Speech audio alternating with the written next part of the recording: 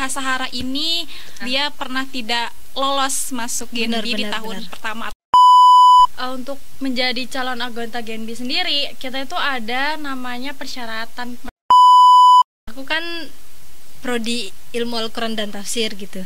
Jadi bisa nggak ya kira-kira mempelajari kayak ekonomi terus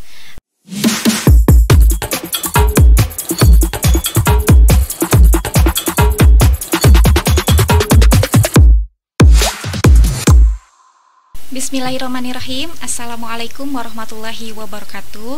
Halo Genbiers, bertemu lagi dengan kami di Genbi Kediri Komisariat Unida Gontor di podcast Gencar Part 3. Saya izin memperkenalkan diri, nama saya Laila Fuji Saadah dari Divisi Pendidikan Genbi Kediri Komisariat Unida Gontor.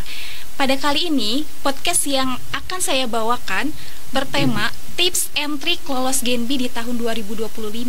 Yang lagi nonton ini saya yakin pasti kalian semua sedang berjuang untuk masuk Genbi. Dan yang ditunggu-tunggu, saya telah mengundang dua narasumber yang pastinya mempunyai pengalaman yang sangat berharga. Dia pastinya dibagikan kepada teman-teman untuk membantu teman-teman nih buat bisa lolos di Genbi 2025. Yang pertama ada Kak Nurila. Halo. Dan juga ada Kak Sahara. halo. Boleh nih Kak, biar teman-temannya lebih tahu kakak ini menjabat jadi apa gitu di Genbi Kediri. Silakan, siapa dulu yang pertama Kak? Kak Nurila boleh yang pertama. Boleh. Hai, halo semuanya. Halo para sahabat Genbiers. Perkenalkan, nama saya Nurila Indarianti. Saya dari Genbi Kediri Komisariat Unida Gontor. Alhamdulillah pada kesempatan kali ini saya diamanahi untuk menjadi Wakil Ketua Umum dari Genbi Unida Gontor. Oke, lanjut sekarang Kak Sahara, boleh diperkenalkan diri kepada teman-teman semua. Halo semuanya, saya Sahara Permata dari Genbi Kediri Komisariat Unida Gontor. Di Genbi kali ini saya menjabat sebagai anggota Divisi Publikasi dan Dokumentasi. Wah, ini divisi yang sangat penting ya. Lumayan mungkin bisa sibuk. menjadi referensi bagi teman-teman yang masih bingung nih nanti ketika udah lulus mau divisi apa. Nah nih Kak, sebelum kita melanjut ke pertanyaan-pertanyaan yang ingin aku tanyain, mungkin ada dari teman-teman yang nonton ini, apa sih Genbi? Boleh deh dikasih tahu Kak Nurila sebagai wakil 2. Jadi ya teman-teman Genbiers, nah Genbi itu adalah suatu komunitas penerima beasiswa Bank Indonesia yang mana tugas kita itu sebagai tangan kanan Bank Indonesia dalam menjalankan kebijakan-kebijakannya gitu Kak. Oh, jadi ini Genbi itu sebuah komunitas di Iya, mana betul. di dalamnya ini para penerima beasiswa ya Kak? Iya, jadi di samping kita mendapatkan beasiswa itu kita juga belajar untuk berorganisasi gitu Wah, Kak. pastinya ini menjadi suatu ketertarikan ya bagi para mahasiswa. Iya. Ya kan? Benar Nah, banget. nih Kak, ada satu pertanyaan dari mahasiswa, karena kan sebelumnya kita pernah melakukan ini ya Kak, apa sosialisasi kepada mahasiswa baru. Iya. Di semester berapa sih mahasiswa itu bisa mendaftarkan dirinya sebagai calon anggota Genbi?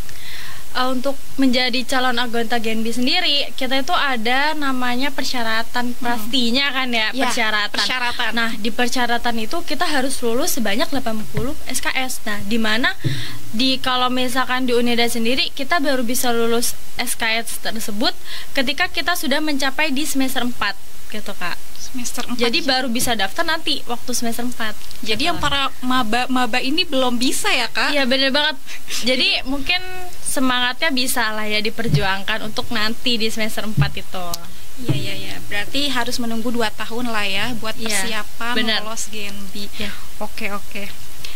Nah, Kak Sahara sendiri boleh dikasih tahu mungkin apa sih motivasi Kak Sahara ikut Genbi?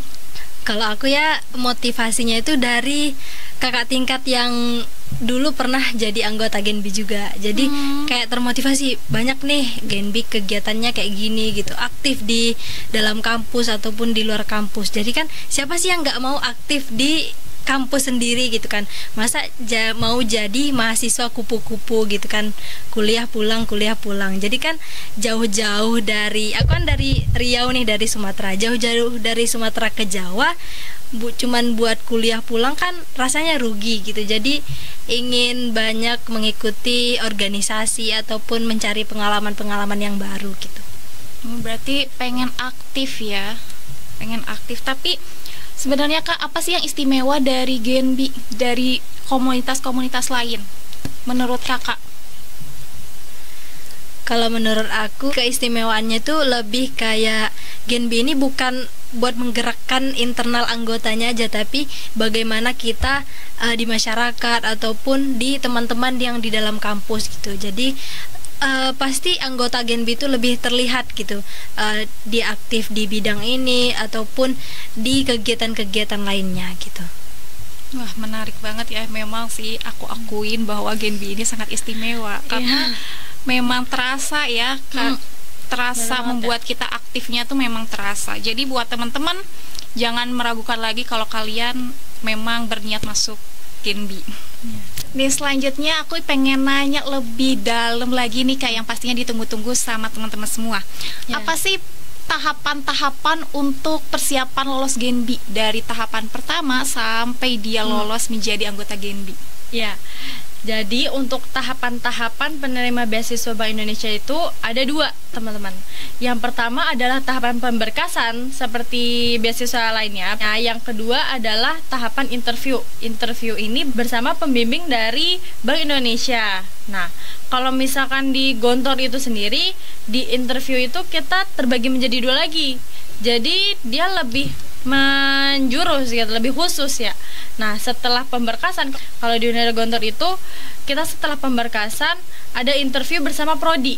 Jadi dikembalikan ke program studi masing-masing, karena di Gontor itu kan gak hanya program studi yang menyangkut di ekonomi aja Kak. Jadi semua program studi yang ada di Universitas Gontor itu bisa mendaftar. Jadi makanya kenapa kita mengembalikan lagi kepada program studi masing-masing.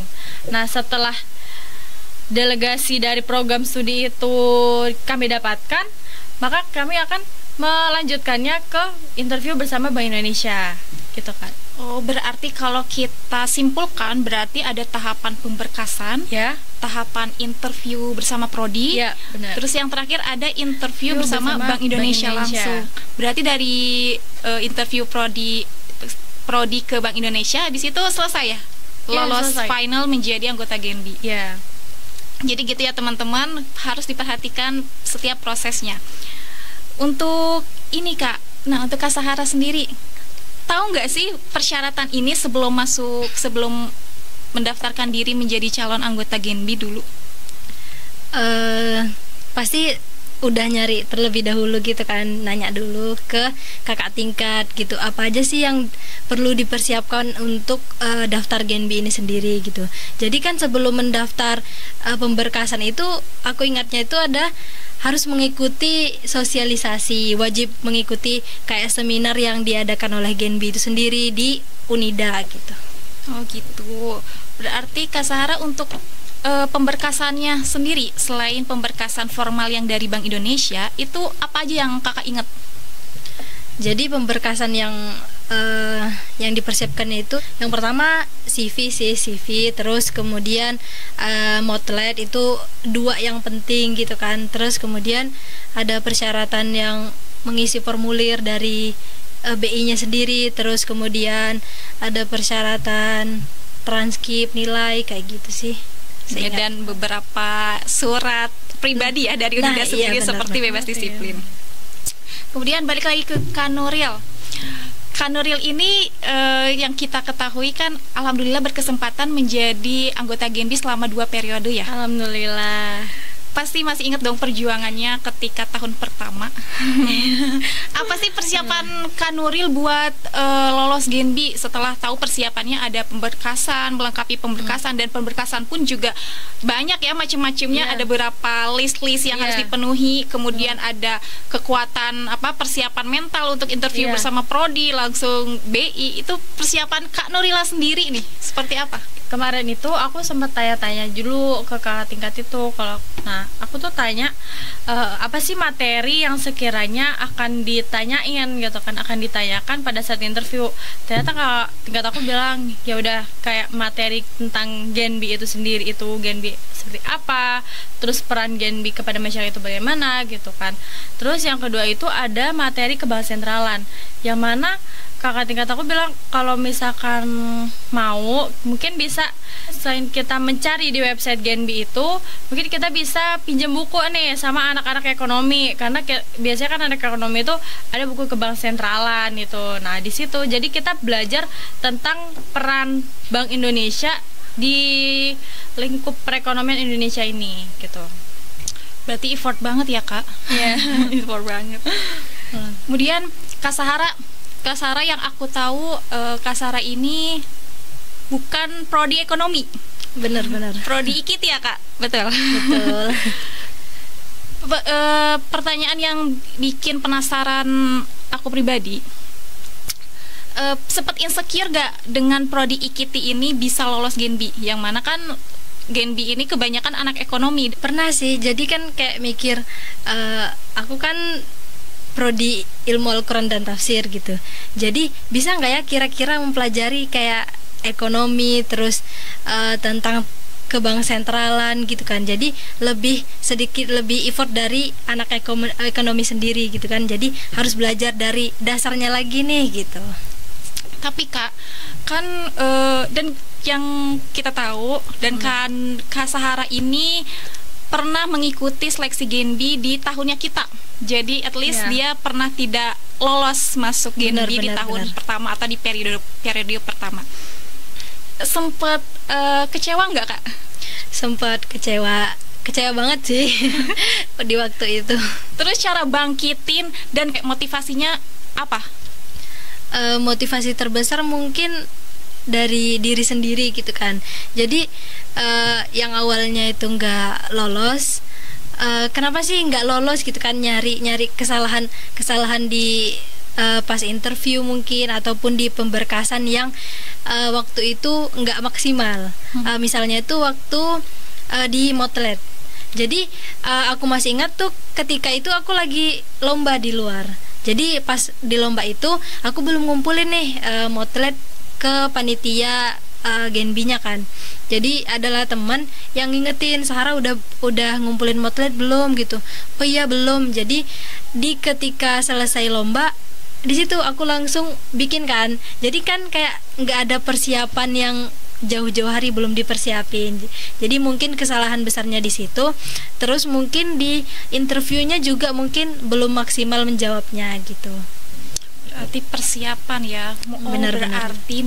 Berarti bagi maba-maba atau barangkali teman-teman, kenapa harus di semester 4 ya? Karena mungkin disuruh persiapannya lebih matang ya. Persiapannya 2 tahun ya, jangan salah. Jadi kalau bisa nggak disiapin 2 tahun tuh kayaknya sayang banget sih ya. Jadi kayak ya gitu ya. Sekarang balik lagi nih ke Kak Nurila. Seperti yang tadi dijawab oleh Kak Sarah, itu kan persiapannya pasti ada surat-surat formal dari BI itu sendiri, kemudian ada CV sama Motlet. Nah, CV sama Motlet kasih tahu Kak. Teman-teman pasti banyak yang nggak tahu nih, apalagi maba-maba. Apa sih CV sama Motlet, kasih tahu Kak? Ya, jadi teman-teman, apa sih CV itu ya? CV itu mungkin lebih ke biodata diri ya, berisi tentang nama kita, tanggal lahir dan sebagainya, dan juga background pendidikan. Background pendidikan mungkin kalau kita yang sebagai mahasiswa bisa dari SMP, SMA dan juga perkuliahan sekarang nih. Terus selanjutnya setelah background pendidikan itu ada pengalaman dan juga prestasi yang kita raih selama kita menjadi mahasiswa di universitas kita sekarang itu Kak. Nah terus yang kedua itu Motlet. Nah Motlet itu kan motivation letter. Jadi lebih kayak surat kita untuk BI gitu kan.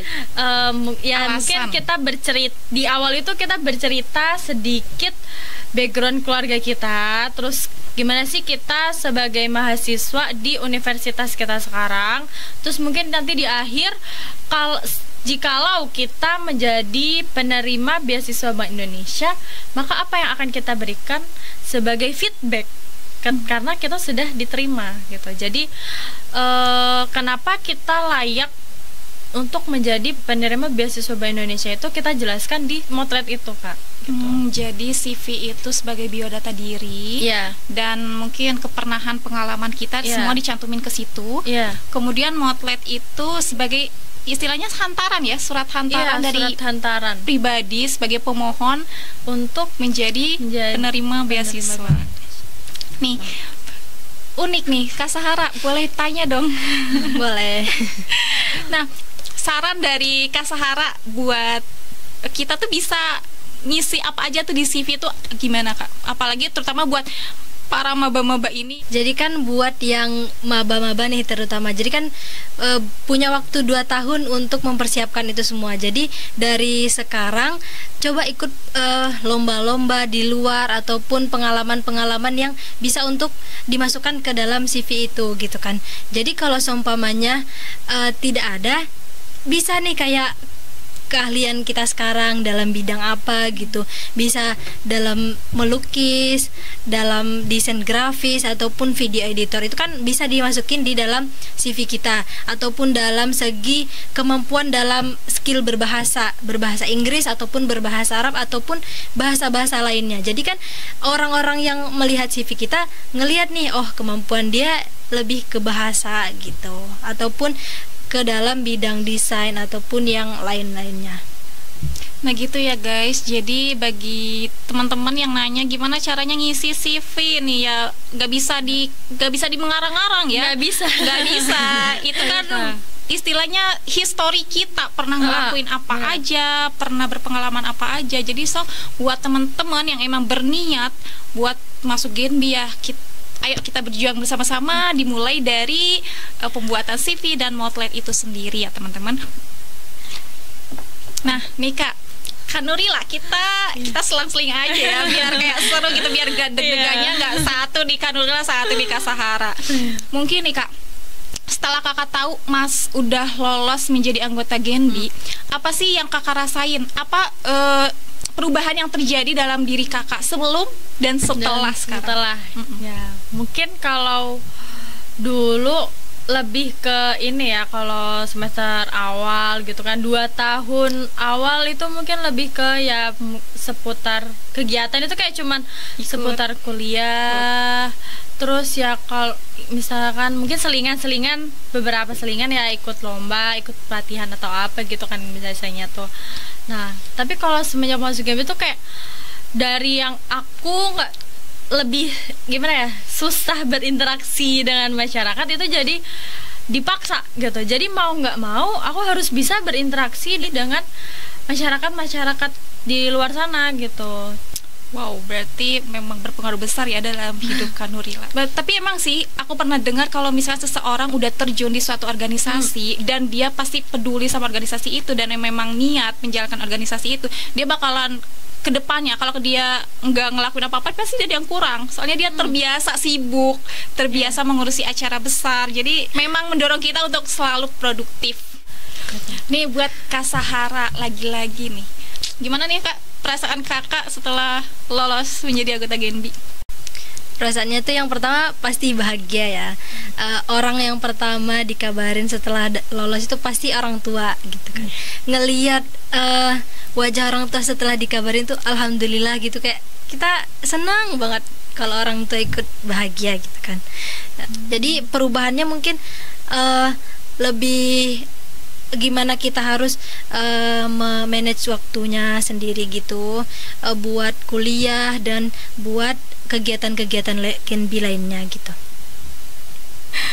Kemudian nih Kak Nurila, kan tadi udah dikenalin ya, Kak Nurila ini sebagai wakil ketua 2 Genbi Kediri Komisariat Unida Gontor.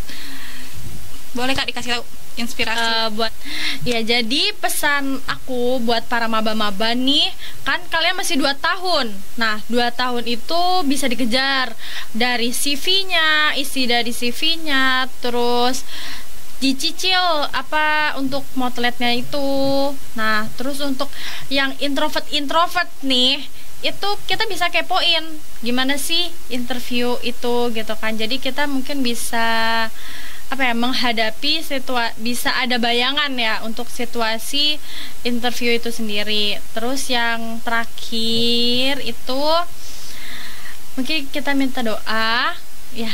Kita minta doa itu nggak cuman ya, yang pasti itu orang tua, terus orang-orang terdekat kita, guru-guru, dosen. Nah, yang keempat itu adalah doa yang mungkin tidak terduga gitu mungkin ya.